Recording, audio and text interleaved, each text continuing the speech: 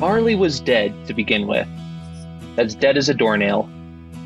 Walking along a path at the roots of Pikes Peak, you contemplate just how a doornail could be considered the deadest of objects. Entering the Anselm Society Digital Pub, you meet a raucous conversation on the arts, faith, and whether Gonzo was the right Muppet to play Charles Dickens. In a corner table, by the fire, are three people. One of them is arguing that we should bring back the tradition of telling each other ghost stories each Christmas. And that person's me, your co-host, Matthew Mellema. And welcome to Believe to See, a podcast of the Anselm Society Arts Guild. The Anselm Society is a coalition of churches across the Front Range of Colorado dedicated to one very simple goal, a renaissance of the Christian imagination. So to further this goal, we do all sorts of things, COVID permitting. We have our big Imagination Redeemed conference, which attracts folks from across the country each spring. We have a regular slate of concerts, lectures, and other events designed to foster love and understanding of arts and faith. And we have our own Guild of Artists right here in Colorado Springs. When we aren't creating art, some of us like to podcast. So, Believe to See. To find out more about the Anselm Society, please visit us at anselmsociety.org. And why don't you rate and review our show on iTunes, Stitcher, Spotify, or wherever you get your podcasts. We really, really, really appreciate your 5-star reviews. Really. But you know that already.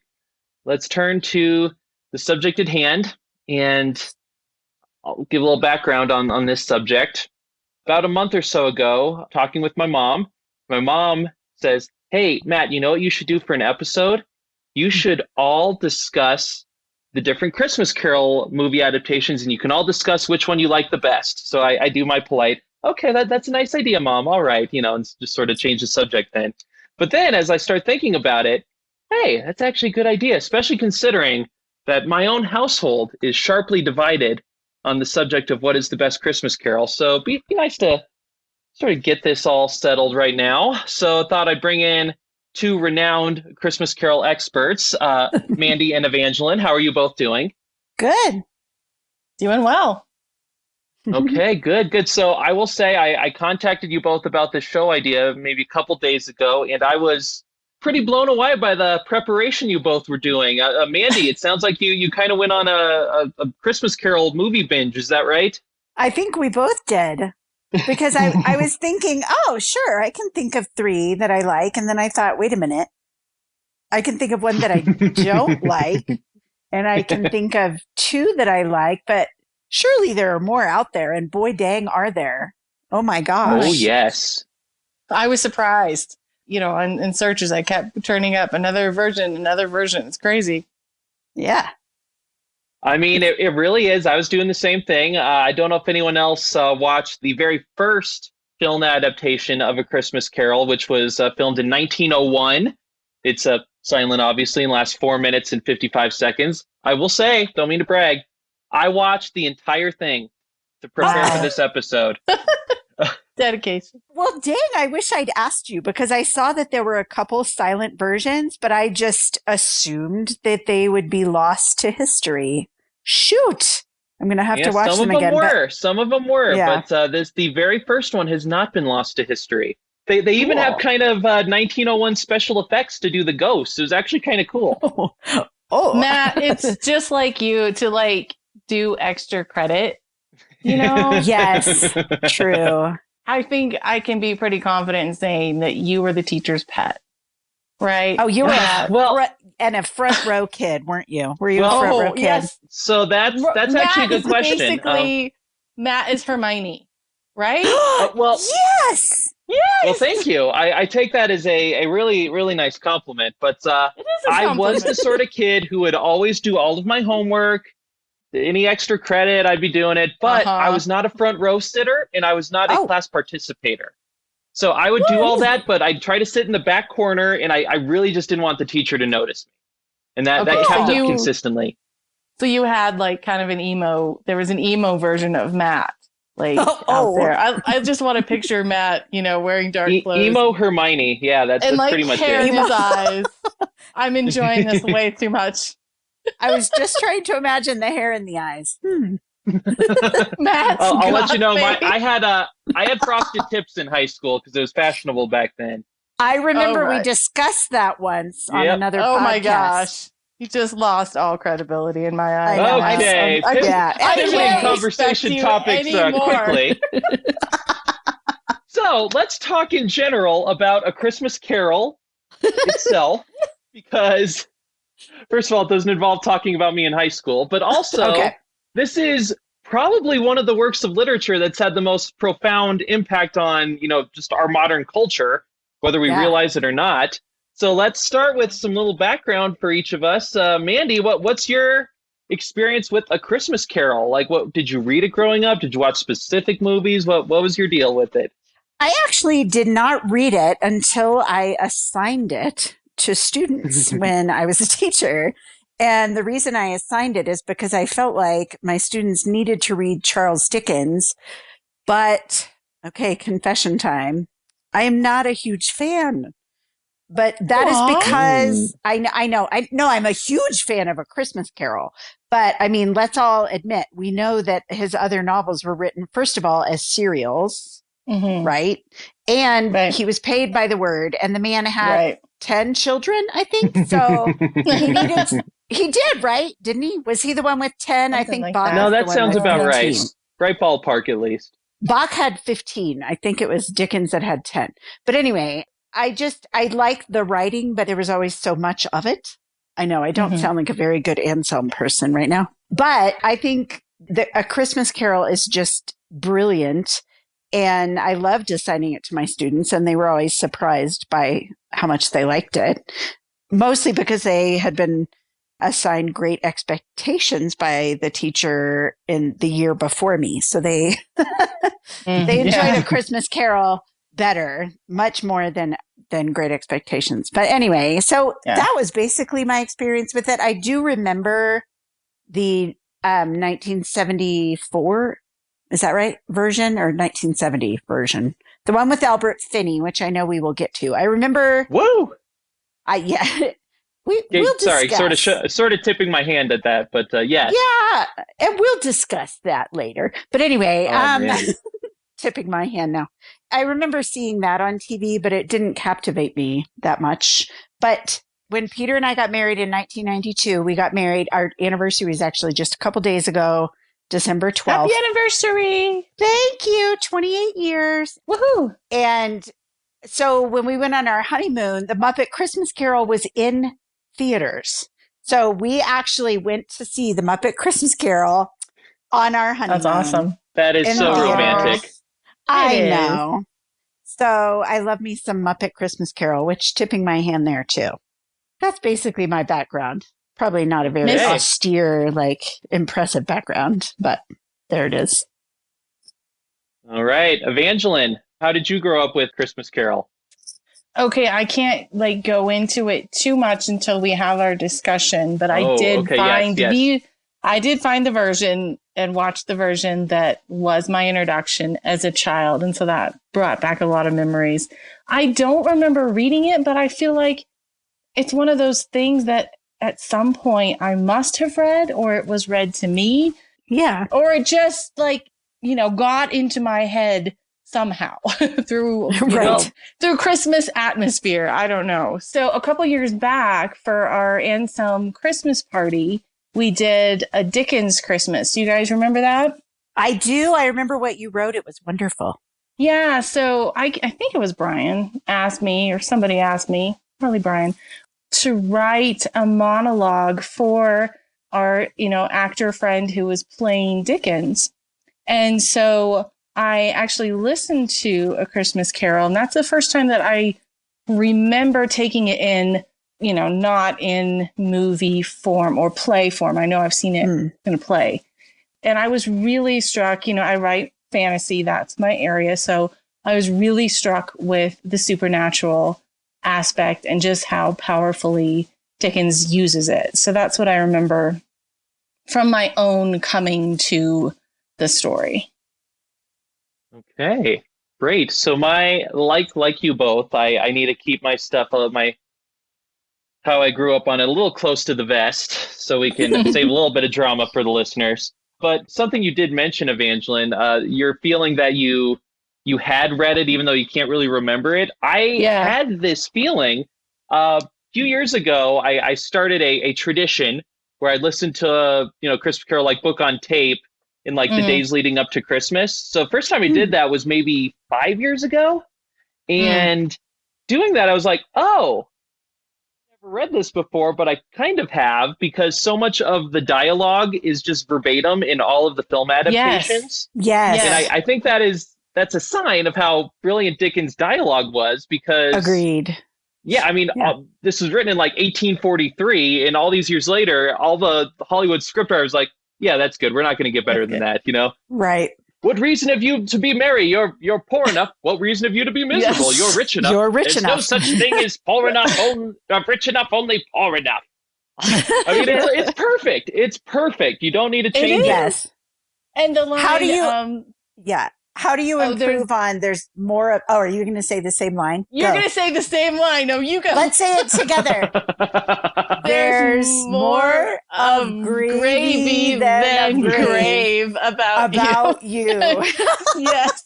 Yeah, Corey and I were like taking bets on whether or not that was going to be included in the version that we were watching. So, and yeah, most of them it is.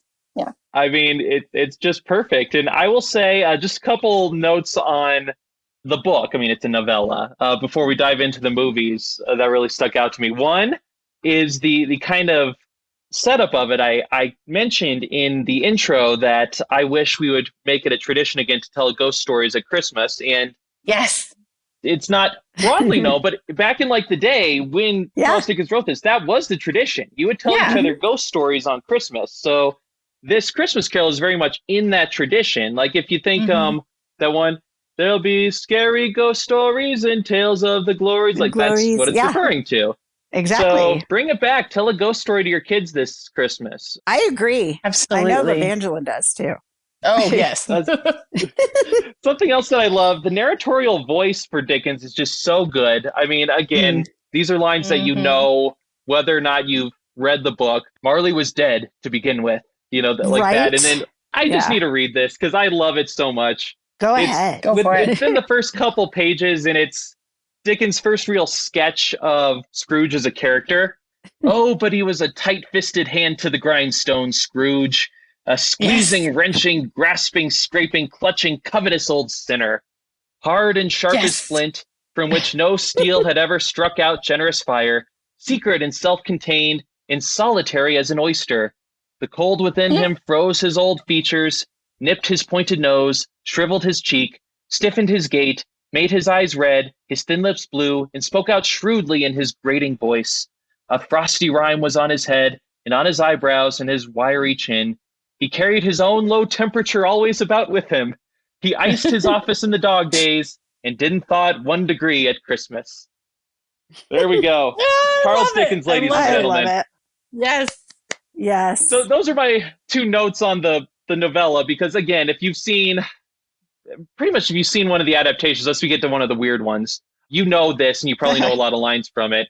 But another point I wanted to touch on before we get to our list of best adaptations is, I'm not exactly at a definitive source here. I'm looking at Wikipedia for adaptations, and my goodness, there are so many. Like just with like feature films, there's 1901, 1908, 1910, 1913, 1914, 1916, 1922, 1923, 1928, 1935, 1938, 1947, 1951. You get the idea. So basically, ever since we were able to make movies, we've been making movies about this. Mandy, why do you think that is? Well, I mean, I think the resonance of the story. And I mean, I think, to borrow a term from Flannery O'Connor, which sounds weird when talking about Dickens, but I think it's Christ haunted. And I think it's, we all know the regrets from the past and the fear of the future. And we know what we are capable of. And perhaps we don't want to be capable. I mean, the evil that we're all capable of and that we wish we weren't. And I don't know, I would venture to say I think God gave him that story because I think it's just so true. Just so true that it's resonant. That's why. That's my guess. Yeah. How about you, Evangeline? What's your guess? I 100% agree with Mandy. It's a compelling story. I think that I should be able to read the meme that I shared with you guys. Yes. Okay. All I right. approve. All right. So I sent this to Matt and Mandy and said, as the most liberal of the co-hosts, I should probably be able to bring this up. So I just saw a meme has Marley and Scrooge, and it says, "A Christmas Carol is the heartwarming tale of how rich people must be supernaturally terrorized into sharing." Apparently, this has always been true. Yeah. So that touches on another point about A Christmas Carol. It's the politics of A Christmas Carol probably don't strike any of us as extraordinary today. Some of the points of, hey, you should care what happens to poor people. You shouldn't just ignore them. And, you have a duty to care about, your fellow human beings. That seems very commonplace today. When it was written, that was not a commonplace assertion. There was a very entrenched attitude by a lot of, especially the upper classes, that the poor pretty much have what's coming to them. It's destined. It's fated to be. Wave them away, and then just sort of go about your business. So Charles Dickens doing this was actually quite the political statement back in the day, and he's someone to admire, even though we don't catch how incendiary that is. It really was. And that's just another one of the virtues of A Christmas Carol. Evangeline and I don't think we asked you this, but have you seen, I hate the title of this movie, but the movie The Man That Invented Christmas? Have you seen that, Okay, Matt? I have not. And I'll give a little apology to the listeners. So forgive me in advance. I'm going to sound like a crank. I'm going to sound like Scrooge here. Okay, go ahead. I am not a big fan of the genre of films that are like, here's a movie about how the author went about writing something that you love. So, like the, what is it? Finding Neverland, that one about Mary Poppins. Oh, I love the that. one about J.R.R. Tolkien, where like the J.R.R. Tolkien, I didn't see it, but I noticed at one point he's like a young man and he's talking about how him and his friends are going to be very tight-knit, a fellowship. It's like, oh gosh, shut up. Stop doing this. Stop it. I didn't see that when one. I saw one about Charles Dickens, I did not see it because I don't like the genre, but maybe it's a good movie. Go ahead, Mandy. Now I've got my grumpy old man rant done. Well, I do have to say, maybe we have different tastes because I do love Finding Neverland, but that's partly because I just love Johnny Depp and the young, what's his name? Anyway, Freddie Highmore? Yeah, who was no one then. Yeah. He was no one then. But anyway, I loved The Man Who Invented Christmas so much that as soon as I got home from seeing it in the theater, I pre-ordered the DVD and then I went to go see it again like 2 or 3 days later. It is beautifully done. And one of the best things about it, because I'm sure Charles Dickens is famous for having said that his characters crowded around him in his study. And they would fight over who he was going to write about next. And that is so hilariously portrayed and beautifully portrayed in the movie. Because all the characters, they actually have them come to life around him. And one of them is Scrooge. And Christopher Plummer plays Scrooge. And I will say, even though my favorite Scrooge is in what I will choose as my favorite adaptation, well, he was Christopher Plummer, I think, does a better job as Scrooge even than the one that I'm going to refer to in my favorite Christmas Carol. Christopher Plummer is such an amazing Scrooge. And it's really beautifully done. I think you would actually really like it. It doesn't feel like it's made for the readers to understand. It's an artist movie. Would you agree, Evangeline? Yes. Because you've seen it. It definitely strikes at the writer's heart. So I would recommend it on that. I get what you're saying, Matt, and I think that you could give this one a try and it might be different. Okay, I may give it a shot, but no guarantee I won't grumble through it. So just so you know, that risk is out there. Yeah, tell Danielle we're sorry if that's the case. Okay. All right, so here's how I want to structure things. I think we should each go like one at a time, go through our top 3 adaptations. So then when one of us mentions it, we can just get the discussion for it done there. Then I want to do some specific awards. like Best Scrooge, Best Ghost of Christmas Present, all that stuff. And also, I'd like to talk about some of the worst adaptations because I think we'll all have some thoughts on those. Yeah. But let's start with you, Evangeline. What is your third favorite Christmas Carol adaptation? Okay, I did not manage to watch all 25,000 of them. So this is just of the 5 that I watched over the weekend. I think we can say watching 5 Christmas Carol movies in a weekend, that's some pretty good work you did. Yeah. You get podcaster extra credit. I'm a little caroled out. A little bit. Okay, so from this weekend, coming in at number 3, and I don't love this one. I don't. Is the 1984 George C. Scott version. Oh, okay. Don't love it though. Okay, so I'll tell you my what I think of this one. I did not grow up with this version, but I know a lot of people have. One of those people who I tried to talk into coming on the podcast and saying her piece is Danielle, my wife. So this is her favorite one, bar none, and that's the one she thinks of as the best. I have seen it once. I thought it was fine. It's okay. Not on my list, but it's fine. So, Evangeline, what do you think the benefits of the George C. Scott version are? I'm struggling now to remember. It's like fading.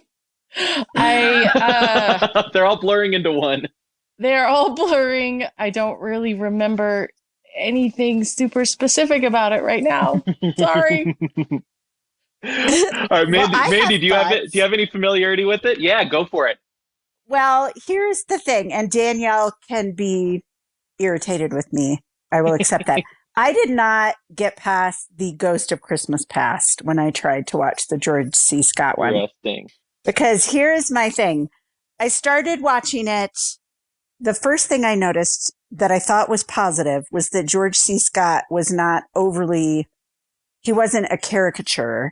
And he wasn't overly dramatic and goofy, I guess. And his bah humbug came across really naturally. But after a while, I realized I started to see that as a weakness because my mind was kind of wandering and he wasn't very compelling. Right. And I'm not saying he should have been a caricature, but I feel like, and I actually told you guys ahead of time because you're the youngins that you needed to Google the movie Wall Street and Gordon Gekko. Because after a few minutes, I was just like, that's okay. This is just Gordon Gekko grown up. So let me because I know there are youngster listeners as well. But, so Wall Street, and I think it's appropriate. Oh, I meant to check what year Wall Street was made. I would guess it was probably made in 83 or 84. It was about greed, obviously, and Wall Street. And Michael Douglas played this character named Gordon Gekko, who is just, a white collar criminal, basically. And his famous line was, "Greed is good." That was his famous line. And so after a while, I was like, this is just Gordon Gekko. He didn't feel compelling to me. He just seemed like your average run of the mill greedy businessman. There are 2 clinchers. Number 1, it was not using enough of Charles Dickens dialogue. Number 2, I love The Ghost of Christmas Past, and it is not a Victorian lady with a muff. Okay? It's not. And I could, as soon as she popped onto the scene, I was like, I have a lot of other Christmas carols I need to watch, and I don't think this one's going to make my list, so I'm just going to move on. I'm going to peace out on this. Yeah, peace out. Peace out, George C. So, yeah. Sorry. He's too jovial even before the conversion. He's not like Scrooge should be. His expression is placid, is not mean. It's like Scrooge should be vile, I think. Right. So did he not give himself enough room for an arc? Right. Basically, I don't think so. He was just kind of milquetoast, even in delivering his lines and he laughed. Like he laughed after one of the, sort of terrible Scrooge lines in the beginning. And I was like, what? No. So why is this on your good list? I'm so confused. You must have watched some really bad 5 ones. I don't really have a good list. I just have like ranked the 5 that I watched this weekend. So okay. I did not do the assignment correctly. I was not the teacher's pet. Let's make that clear. Number 4 on the Enneagram, gonna do my own thing. All right. You guys know me. I'm with you. Can I say in partial defense of the George C. Scott version, I definitely get your criticism of Ghost of Christmas Past. That I think that will be a common refrain where it's easy to have a problem with the Ghost of Christmas Past because the description in the story is so vague. I happen to have it pulled up here. So here's the description when Scrooge first encounters the Ghost of Christmas Past. It was a strange figure, like a child, yet not so like a child as like an old man, viewed through some supernatural medium which gave him the appearance of having receded from the view and being diminished to a child's proportions. And then it goes on. It's like, oh, so it's like a child, but also like an old man, but only when viewed through a supernatural medium. But never like a Victorian woman with a muff. Ever. I don't see that in there. Maybe that was an attempt at like some feminism in there, Mandy. Come on. They needed to have all the ghosts can't all be dudes, right? Because women have a part in telling miserly men what to do. I mean, that's just it should be accepted. It's all going to come down to my favorite, and they did the best with the Christmas Past. Is all I'm saying. Oh man! Okay, well let's go in a circle then. Mandy, what is your third favorite?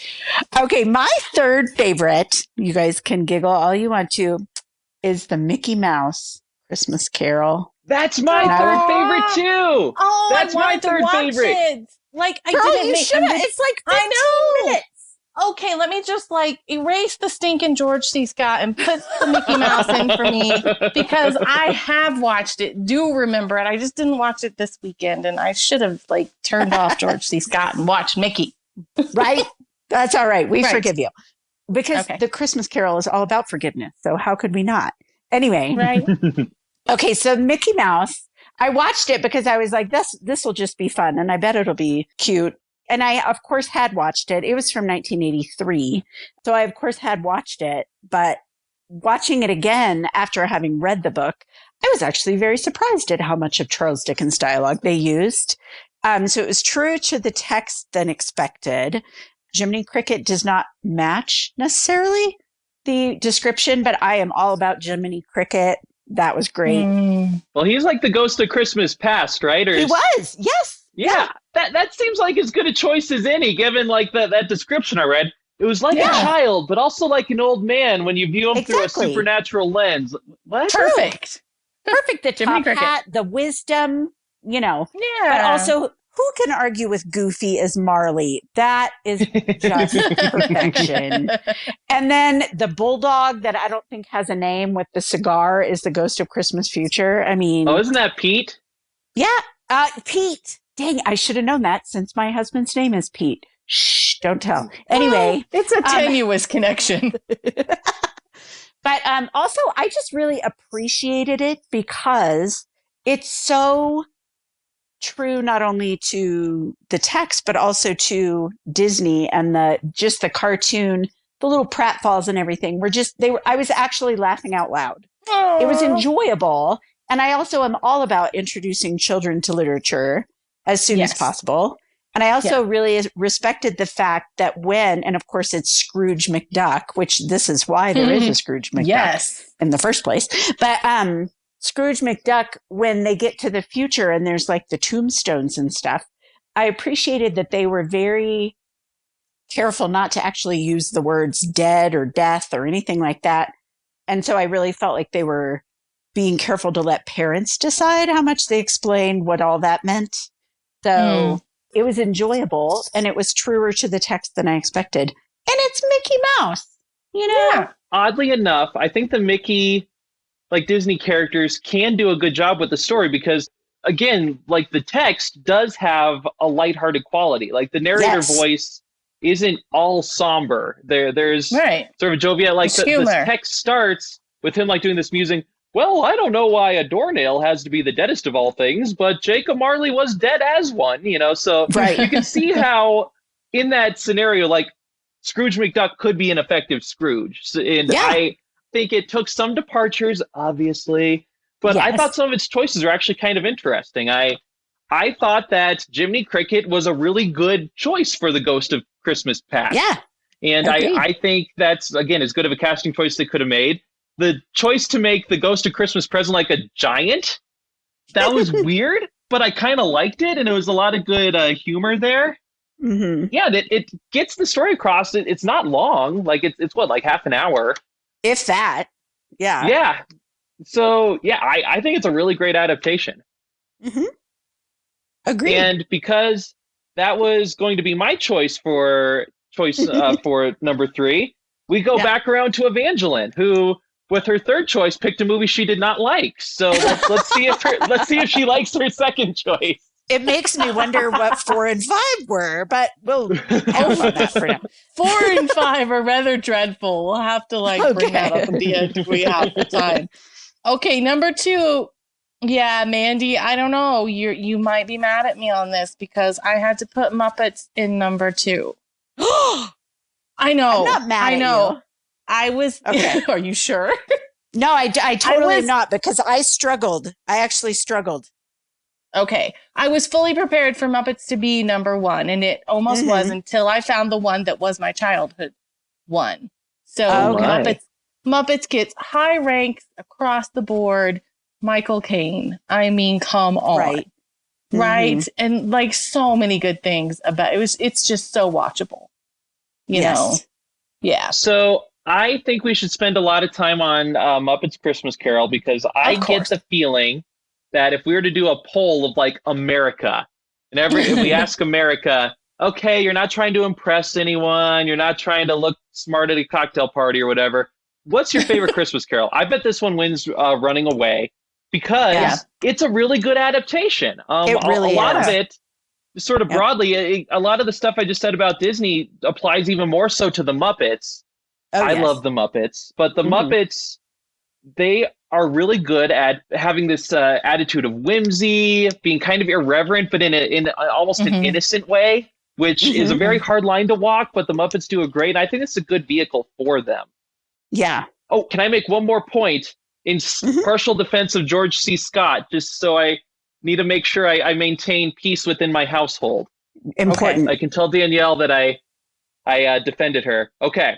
So one of the things you mentioned with the George C. Scott version was that Scrooge had a Gordon Gekko energy.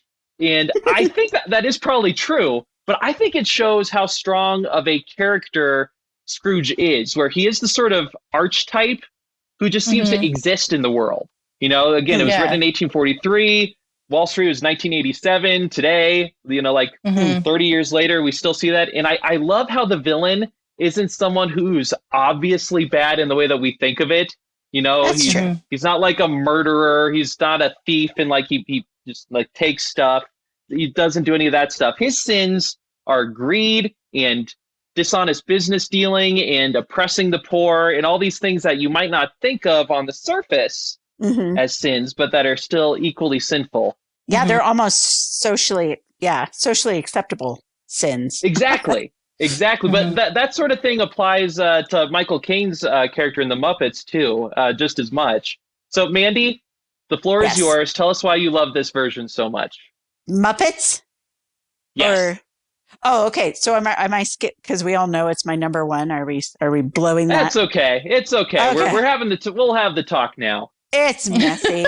It's almost a tie, actually, my number 2 and Muppets. But since we're talking about Muppets, the sets are gorgeous. I'm sorry for all of y'all who were not able to see it in the theater, because I can remember, and I mean, okay, I was a newlywed, stars in my eyes, everything was lovely. But I can remember sitting there and that opening sequence of the little snowy houses. Yes. And it's going, if you guys could just try to imagine that in the theater, it was gorgeous. And I remember, I think I might have gasped a little. I mean, I'm an emotional person anyway. We all know that. But I mean, I do. I think I went what?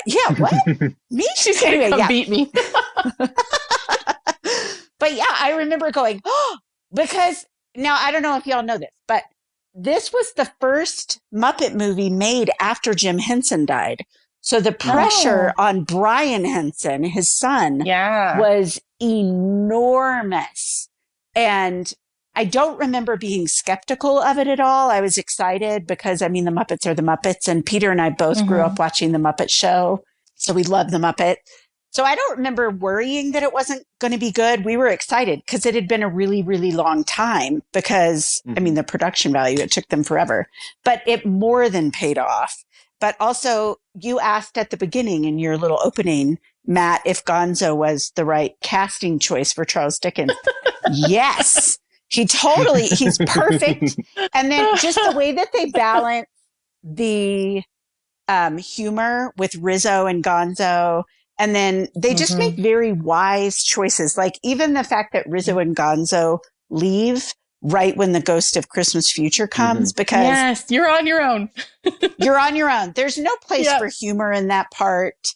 But then they come back and it's all great that they come back. But also Michael Caine is such a good Scrooge. He's so fantastic. And the Ghost of Christmas Past is as perfect, I think, as it could possibly be.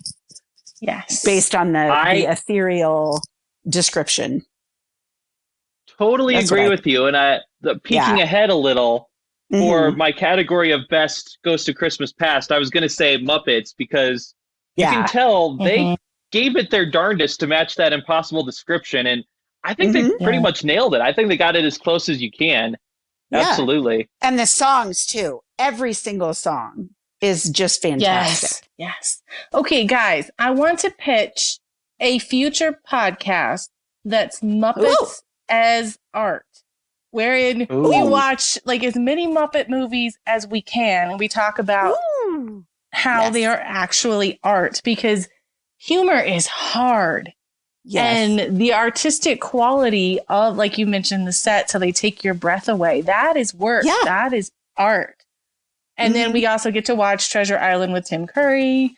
And, you know, right? Should we not do this? Yes. Is this not happening at a future date? Okay, let's pencil it in. I would love an excuse to do a Muppets binge. That sounds fantastic. Oh my gosh. Yes. The wonderful lives we do lead, you guys. Right. I know. It's a fantasy world. But I just like also when you think about the humans, it is amazing to me how just as Michael Caine is walking along singing with a bunch of puppets and patting the little tiny mice on the head when he's giving them presents. And it's Michael Caine, people. I don't know. Yeah. Anyway. Isn't he a knight? I don't know. He should Probably. be. If he's not. He should be. Yeah. Well, if he isn't, he should be. Did you know his real name is Maurice Micklewhite? And one of the stores they walk by at the end is Micklewhite's. Oh, cool. Yeah, so watch for that if you ever want to watch any Christmas Carol movie again. It's going to be a while, but okay. In case you're wondering, I looked it up. He is Sir Michael Caine. There you go. We go. Okay, so briefly then, I think one of the things that I appreciate most about the Muppets Christmas Carol is I think their songs do a really good job of capturing the mood of the book. So, any particular songs that stand out to you? Well, The Love Is Good. Oh, that one. Oh, you're going for the sad lost love. And actually, you know what? It's important that I said that because you guys should know that when they adapted it for TV and they made a DVD version from when they adapted it for TV, they cut that song. So people, I wondered. That's what happened. I was watching it from back in the day, but I watched it on like Netflix and it wasn't there. Yes. Yep. Oh my gosh. So buyer beware. If you are buying a DVD, not that anyone does anymore, but I do. But if you're buying the DVD, just check. I don't know how to help you, but you'd have to Google and be like, which version cuts out The Love Is Gone? Because one of them cuts it out. Which is so ridiculous because Michael Caine standing behind her while she's singing that. Oh, crying. Hello. I know. Yeah, it's such a good song. You know which one, though, I think that really sticks with me, though, for the spirit of the whole movie overall, is when Kermit, the one that Kermit and Tiny Tim sing, when they're coming back. And it's one that they reprise in other parts of the movie. After all, there's only one more sleep till No, Christmas. that's the mice. No. That's the rats. What is it? That's the rats. 'Tis the season to be jolly and joy. Yes. Oh, you're right. Da-da-da. Ba-da-bum. Yeah. Is it the same one? Oh, I guess it is. I think they're different parts of the same, like, bigger, like, That's musical number. I knew it was something that was a reprise, whatever. Let's also, cards on the table, Kermit may be the best Bob Cratchit. He's an absolutely fantastic Bob Cratchit. Yes, agreed. And Miss Piggy is literally the best Bob Cratchit's wife, whatever name she has in... No, because I noticed she has different names, but yes, she rules. She does. I like that they let her wear her purple gloves, even as... Right, and the purple eyeshadow, and the girls have purple eyeshadow. Love it. And then when he, like, comes in, and the twin girls, like, run, like, to Kermit, and they like, knock him into the wall. I love it. I know. That's it's gold. Perfect. That's just comedy gold. Now I want to go watch it again. Yep. Let's wrap this up. I'm probably going to very soon. So, one closing thought, because there's a lot more I could say about Muppets. I also love Gonzo and Rizzo very, very strongly. But my favorite line in the entire movie, this is going to sound random. You may not even remember it. I think it's hilarious. Do you remember how Sam the Eagle plays the part of young Scrooge's like schoolmaster? Yes. And he's talking to Scrooge about how he's going to be a businessman. He's like, young Ebenezer, you are about to be a man of... And he like puffs out his chest. He's like, business. And I think that's the most hilarious thing in the world. The fact that I think that's inherently funny is probably why I became an English major. But anyway, so we have number 2 pick, which is also Mandy's number 1 pick. So Mandy, why don't you give us your number 2 pick and round that out? Okay. So my number 2 pick, which I actually did go back and forth, but ultimately my decision was based on the fact that I could watch The Muppet Christmas Carol countless other times. And this other one I will definitely watch again, but maybe not as many times as Muppet.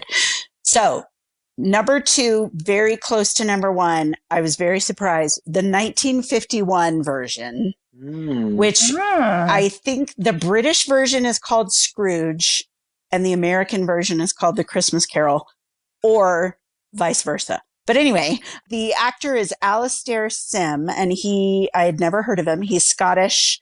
My mom had heard of him, of course, because she's 83. So, and he was a stage actor.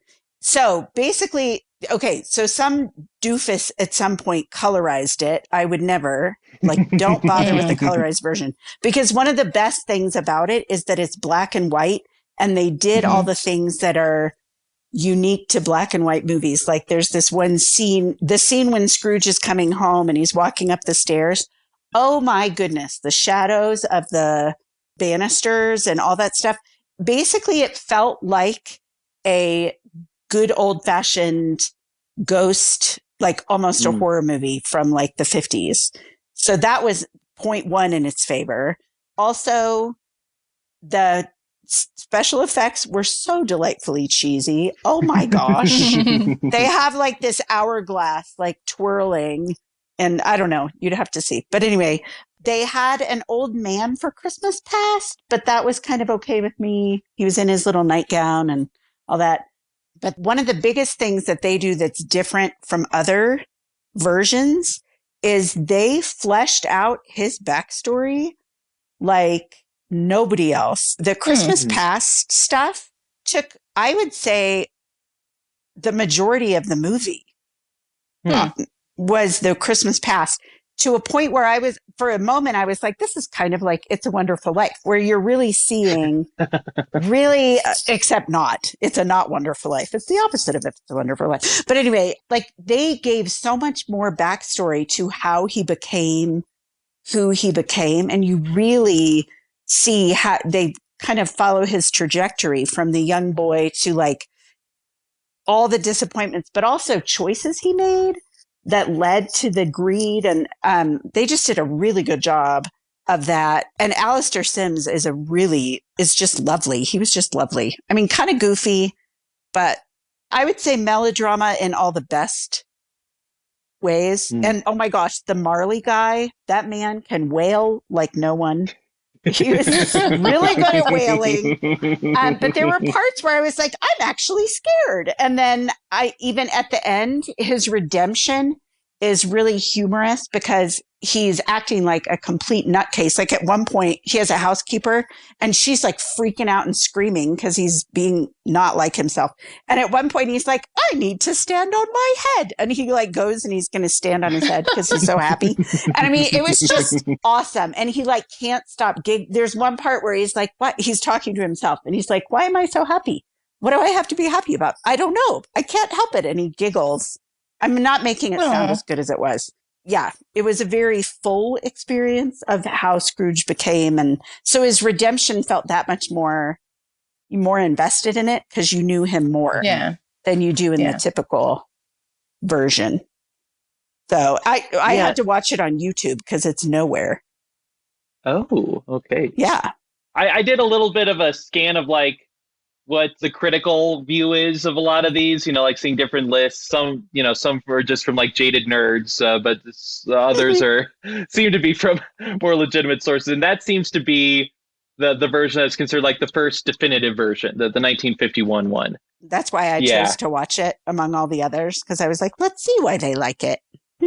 Yeah. So if you want to get an idea like what the most important ones are along the way, that's definitely a can't miss one. Yeah. And yeah, I've heard very good things about the Scrooge guy. I should have had his name at hand before I said Alastair Sim. Yes. Okay. And remember, everyone, do not get the colorized version. Now, here's a fun little tidbit. In real life, he was one of the nicest people. The guy that plays him as young Scrooge, Alastair Sim adopted that guy as a young boy and raised him. Yeah. So he was a really not a Scrooge in real life. Interesting. So, fun facts. Fun facts with Mandy. All right. So now it's my turn. Okay. Just so everyone knows, we can pretty much round this out. So my third choice was Mickey's Christmas Carol. Second choice, Muppets Christmas Carol. Wow. Okay. Mickey and Muppets. But my first one, and the main reason I wanted this podcast so I can defend it in public, the 1970 musical version, Scrooge, starring Albert Finney. Yeah. That's my number love one this movie. Too. Yes. No. All right. It's my number one. We are right. One of us. Yes. Okay. I'm feeling Scroogey now. So let's see. How should we do this then? We have 2 votes for, 1 against. Let's start with the dissent. Mandy, what problems do you have with it? I mean, I grew up with it too. I was 5 years old when it came out, fellas. So I definitely remember it. There are just certain parts of it that I got the feeling where I wasn't sure if I was supposed to think it was funny or not. Those sort of awkward moments. Albert Finney, it is incredible to me that he was 34 when he played that. So that's amazing. I'm sorry, but I've always had a problem with them dancing on his coffin. That's a great. I love that scene so much. It's I know. I love. Thank you very much. Now I understand. Thank you very much. No, I love the song. Yeah. That's a great song. It gets stuck in your head for days. But I think there was just that element of discomfort in certain parts of it that I don't know. I'm sorry. Well, it's okay. We're about to prove you wrong, Mandy, but that's okay. And just for those unfamiliar, 1970, it's a musical. It's, like Mandy said, Scrooge played by Albert Finney, who was 34 at the time, but they gave really good makeup. Like, I didn't realize he was a young dude until years later. Like, it looks really good. It does. And has some really, really great toe tappers.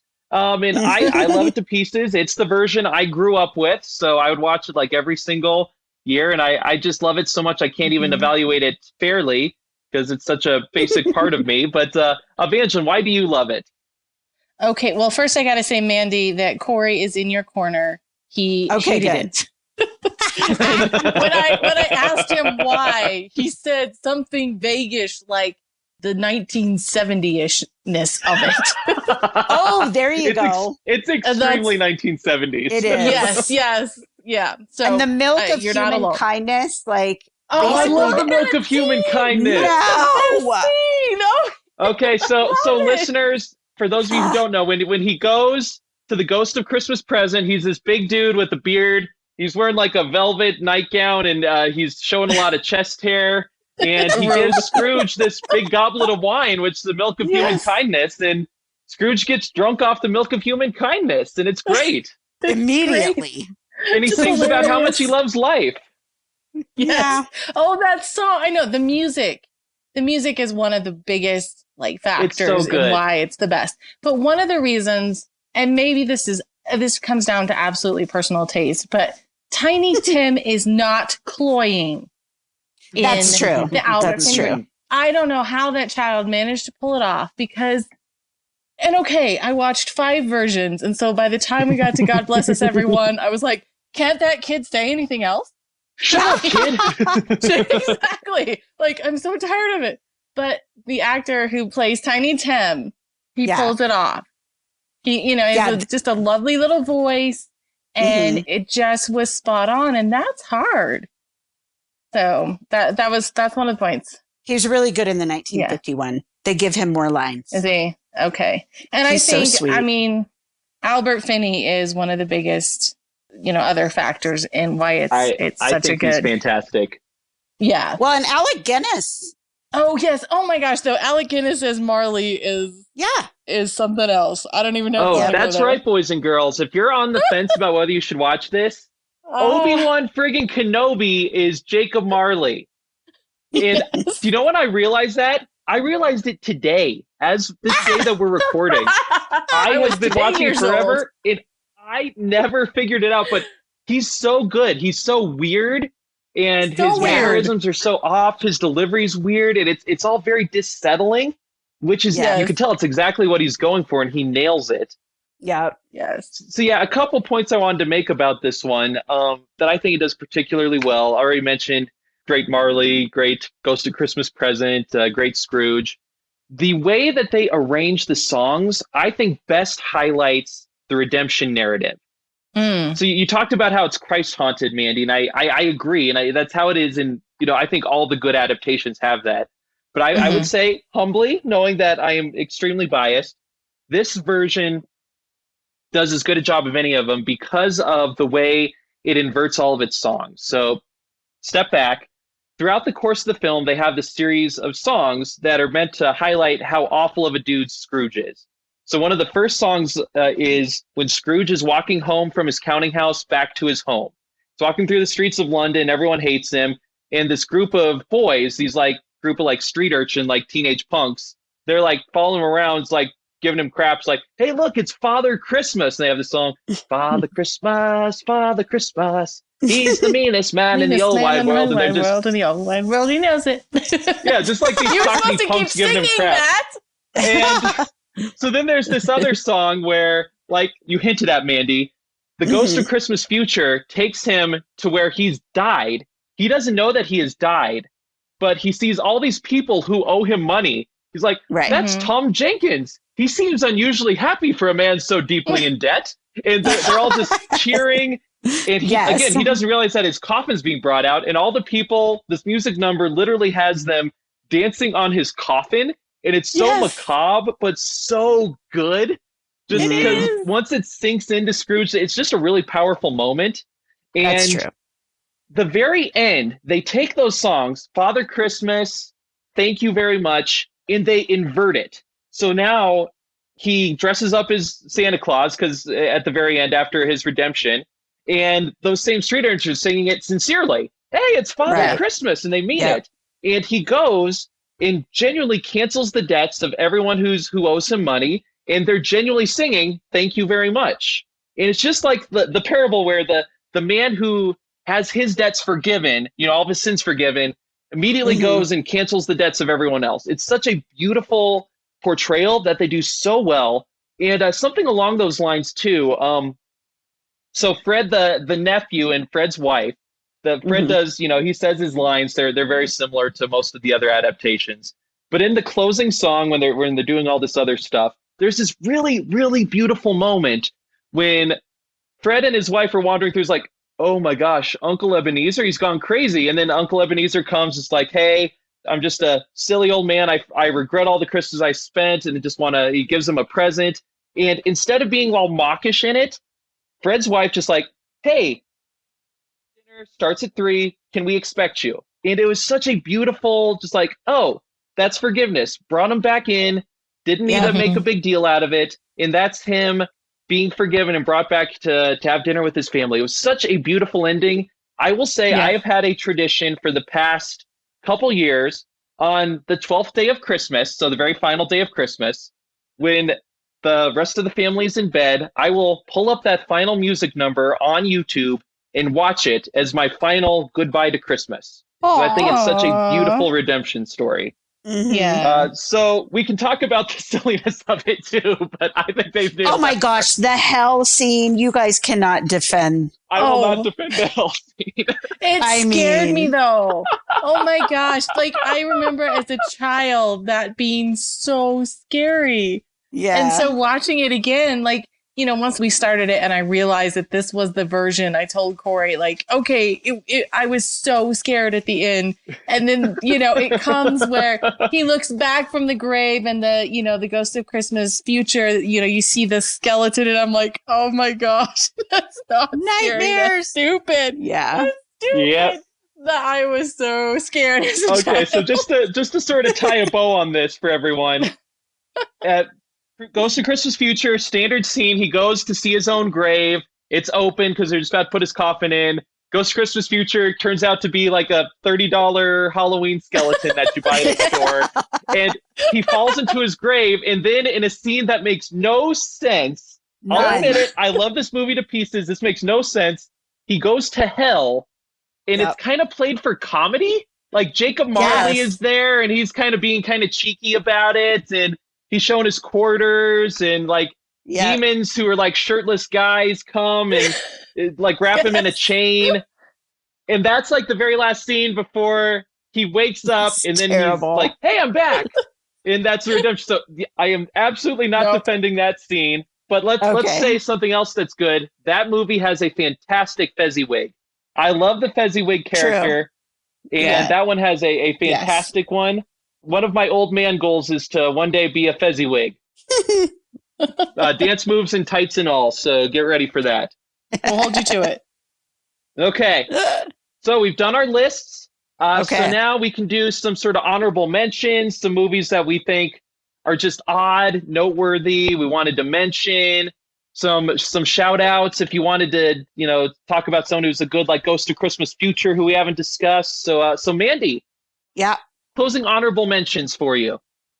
I don't know. I mean, it's interesting to me that the Ghosts of Christmas Future are almost always the same. So I guess I would give Pete the Bulldog a little honorable mention for him and his cigar for, you know, whatever. But I really do recommend the 1951 one. There's no way I would have watched it had we not been doing this podcast. So I'm really glad that I did, especially when you mentioned the forgiveness. The way it ends, it's a little bit of a different sequence in the way that he goes and makes his amends with people. He doesn't do the jaunt through town that is like all the others, which I do love that. So I'm not saying that this is better, but it's just different. But when he goes to Fred's house, the scene between Scrooge and Fred's wife, I actually cried, like for the same reason that you like the one in the Albert Finney movie. It was just truly genuine forgiveness. And yeah, so I highly recommend that one. Everyone has YouTube. That's the nice thing about the really old movies. Yeah, but the best Christmas Past, hands down, is Muppet. I think so. Yeah. She wins that running away. Absolutely. Exactly. Yeah. That's all I got. Okay. Evangeline, what honorable mentions would you give? I didn't love this movie, but the Ghost of Christmas Present in the Scrooged movie with Bill Murray. The Ghost of Christmas Present in a, you know, wild departure from the script is played by Carol Kane in like a fairy costume with like wings and everything. And she manages to just beat up Bill Murray at every chance that she gets. And the movie is like a little too long and a little too wordy, but Carol Kane beating Bill Murray as Scrooge works. Like that, just like comedy works. And it's different and it's wacky and I loved it. So that's great. That's all my right, shout couple out. bonus thoughts for me. I think it's interesting if you're looking at Signs of the Times. I have not seen this adaptation, but I've read a fair amount about it. The latest FX one, I think it was from last year, where Guy Pearce is Scrooge. And I think it's an interesting sign of the times where, first of all, it's very dark. Like they do a lot of like darkness in Scrooge's past. Scrooge is he's like a sexual predator in the beginning. Ew. What? Yeah. So that's when I decided I'm not watching this. No. Good But choice.